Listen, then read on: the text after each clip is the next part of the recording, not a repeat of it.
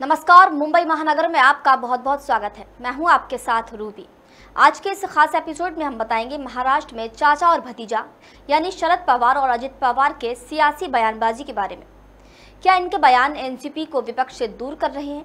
क्या शरद और अजित पवार की बयानबाजी से एनसीपी का झुकाव एनडीए की ओर बढ़ेगा?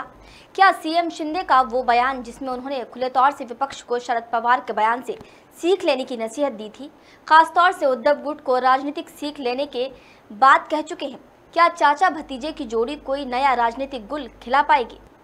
तो अगले साल यानी साल 2024 में लोकसभा चुनाव होने हैं। चुनाव से पहले तमाम राजनीतिक दलों ने अपने सियासी फायदे के लिए गुटबाजी करना शुरू कर दिया है। इसी क्रम में महाराष्ट्र में चाचा और भतीजा यानी शरद पवार और अजित पवार के सियासी बयानबाजी भी शुरू हो गई है। एक और जहां राष्ट्रवादी कांग्रेस पार्टी यानी एनसीपी के मुखिया ने गौतम अडानी के मामले में सुप्रीम कोर्ट की कमेटी पर भरोसा जताते हुए संसदीय कमेटी की मांग को खारिज कर दिया है, तो वहीं उनके भतीजे अजित पवार ने ईवीएम के मुद्दे पर विपक्ष को आंख दिखाई है।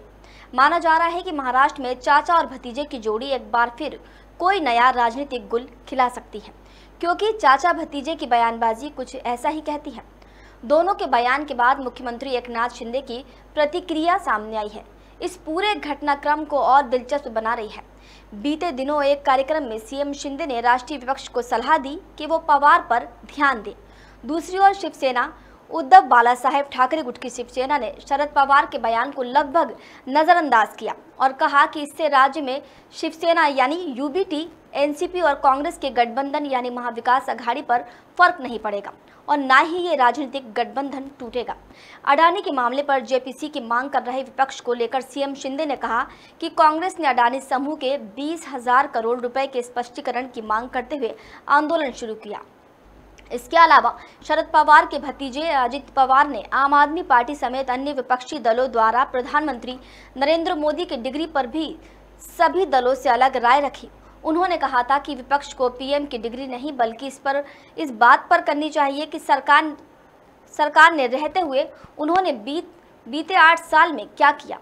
ईवीएम के मुद्दे पर विधानसभा में अजित पवार ने महाराष्ट्र विधानसभा में कहा कि मुझे नहीं लगता कि हमारे देश में इतने बड़े पैमाने पर ईवीएम में हेराफेरी संभव है।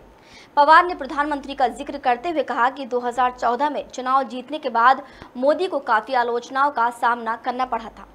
साल 2019 में अजित पवार ने चाचा शरद पवार से अलग लाइन लेते हुए भारतीय जनता पार्टी के नेता देवेंद्र फडणवीस के साथ मिलकर सरकार बना ली थी और खुद भी डिप्टी सीएम पद की शपथ ली थी।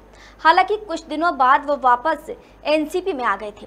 अगले साल आम चुनाव और फिर उसके बाद विधानसभा चुनाव के मद्देनजर चाचा और भतीजे की जोड़ी की ये टिप्पणियां काफ़ी अहम मानी जा रही हैं। इतना ही नहीं, आसार इस बात के भी जताए जा रहे हैं कि एनसीपी नेता भारतीय जनता पार्टी की अगुवाई वाली राष्ट्रीय जनतांत्रिक गठबंधन यानी एनडीए का दामन थाम सकते हैं। ये तो आने वाला वक्त ही बताएगा। तो हमारी ये जानकारी आपको कैसी लगी, हमें कमेंट करके ज़रूर बताइए। साथ ही वीडियो को लाइक, शेयर और हमारे चैनल मुंबई महानगर को सब्सक्राइब जरूर कीजिए। मिलते हैं अगले वीडियो में एक नई जानकारी के साथ। तब तक के लिए मुझे दीजिए इजाज़त। नमस्कार।